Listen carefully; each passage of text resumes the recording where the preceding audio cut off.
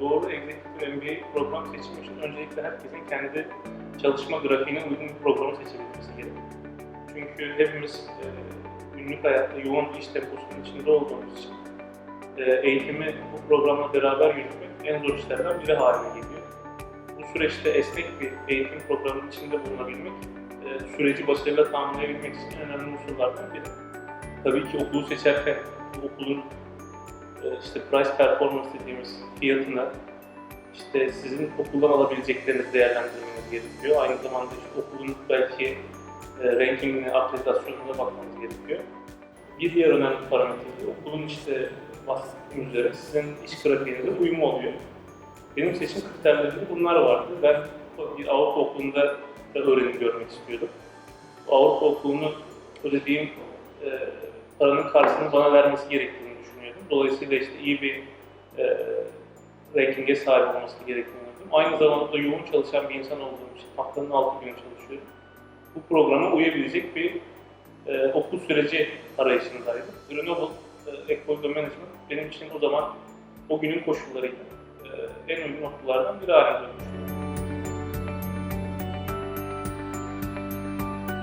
Grenoble'un bana verdiği önemli avantajlardan biri işte bu 5 haftada bir olan eğitimler şeklinde işin yürümesi ve bu eğitimlerin yani modüler eğitim modülü dedikleri bir seferde bir dersin verilerek 2-3 günlük sıkıştırılmış paket programda dersin verilerek ve devam eden süreçte herhangi bir devamlılık zorunluluğu gerektirmeden online gerekiyorsa hocalarla süreçlerin çözülerek bir ders modülünün tamamlanıyor olması. Dolayısıyla benim bir aylık bir süreç içinde sadece 3 günü okula ayırmam, okul sürecini devam ettirmem için yeterli oluyor ki bu çalışan insanlar için çok önemli bir avantaj.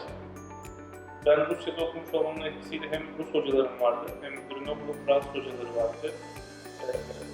Orta Asyalı, Orta Doğulu hocalar vardı. Ayrıca İngiliz hocalar da vardı.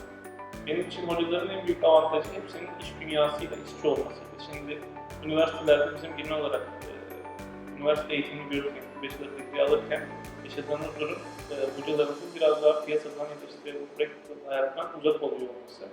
Ama Grenoble'un yönlendirdiği hocaların birçoğu zaten iş hayatının içinde yani güncel case study'lerle bize geldikleri için ben öğretim üyesi, kalitesi anlamında süreçte hep memnun kalmıştım. Grenoble bize o zaman gördüğümüz derslerden aslında daha detaya gidebilmek için birkaç tane 6'ya yakın seçenek sunmuştu. Bunların içinde işte project management süreçleri vardı, luxury brand vardı, entrepreneurship, marketing ve finance ağırlıklı. Biraz daha işte kişisel seçimlere ya da kişinin kariyer seçimlerine uygun alternatiflerle geldiler o zaman bize. O eğitimler Fransa'da yapılıyordu, şimdi de aynıdır diye düşünüyorum. Benim hedeflerimden biri bir taraftan çalışırken bir taraftan da kendim belki ileride bir organizasyonu kurabilmekti. Bu doğrultuda benim seçimim Türkçesi işte girişimcilik diyebiliriz, entrepreneurship'ti. Yaklaşık işte bir aylık bir süreçte ben Fransa'da eğitim gördüm. Onun bana katkısı şöyle oldu diyebilirim. Ben mühendisim, daha teknik bir insanım. Benim birçok farklı konuda eksiğim vardı MBA'ye başlamadan önce diyebiliriz. İşte bu marketing denilebilir, finance diyebilir. Büyük organizasyonların içine girdiğiniz zaman özellikle yukarı doğru gitmek istediğinizde sadece teknik bilgi sahibi olmak yeterli olur. Dolayısıyla bir yönetim toplantısına girdiğiniz zaman farklı dallardaki birçok konuyla ilgili, firma yönetimiyle ilgili konuyla ilgili yorum yapabiliyor olmanız, o konuları anlayabiliyor olmanız gerekiyor. MBA benim için öncelikle katkısı bu oldu. Yani ben teknik olarak bir mühendisken aslında bu sürecin sonunda en azından finansla ilgili konular konuşulduğunda ya da insan kaynaklarıyla ilgili konular konuşulduğunda bunları anlayabilecek, yorum yapabilecek seviyeye geldim. Onun dışında specialization'a dönersek de benim hedeflerimden biri aynı zamanda bir girişimci olabilmekti.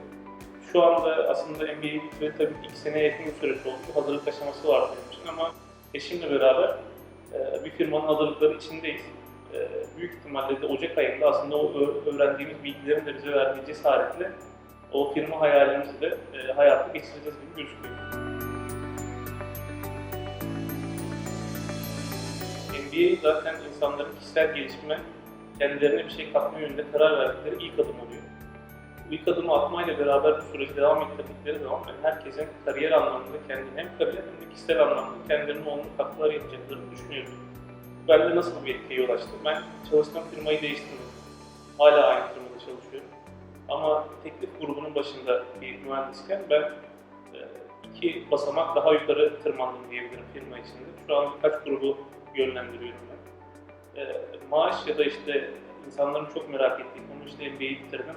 Bunun bana finansal dönüşü ne zaman olacak ya da ben işte belki okula harcadığım parayı ne zaman kompanse edebileceğim tarzı sorular oluyor. Benim de çünkü zamanında olmuş bu tarz düşünceleri. Benim bitirdiğim andan itibaren bakarsak bir 2 senelik süreçte yıllık gelirim %25-30 bandında arttı diyebilirim.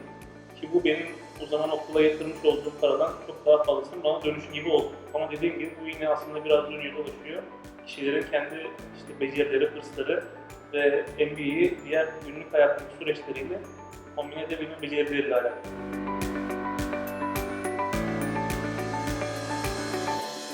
Benim en sevdiğim, hatta hala hocasıyla da görüştüğüm derslerden biri Negotiation Skills'di.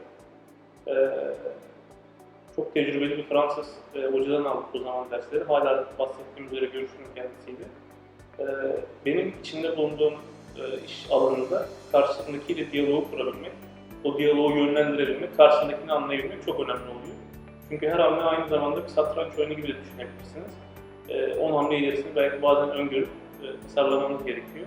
Yani leadership'e dönersek işte bu süreçleri yönetebilmek, hem kendi ekibinizi hem işte birçok karşımızda işveren oluyor, onları yönlendirebilmek ve o özgüveni kendinize katabilmek bu süreçte benim kazandığım şeyler oldu. Özellikle bahsettiğim üzere negotiation skills'te tekrar videomuza da devam edelim. Herkesin aklında belli başlı soru işaretleri oluyor bu sürece başlarken. Benim de vardı. Birincisi işte kısa bir süre değil, 2 senelik bir süreç oluyor. Zorluğunu insanlar tatmak istiyor. Bir finansal bir açıdan bir yatırım yapıyorlar. Bunun karşılığında alıp alamayacağını düşünüyor insanlar.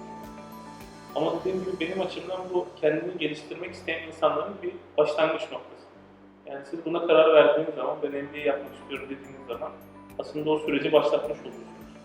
Dolayısıyla ben bu iş hayatında özellikle belli rutinlere saplanmış olduğunu düşünen insanların hayatında belki biraz yenilik, değişiklik ya da işte bir kariyer anlamında farklı kariyer insanları bu süreci eğer başladılarsa devam edip bitirmelerini tavsiye ediyorum. Dolayısıyla şu an İstanbul ve Orta Doğu'nun diğer ülkeler için de burada verimli olan avantajlı bir seçim olduğunu düşünüyorum.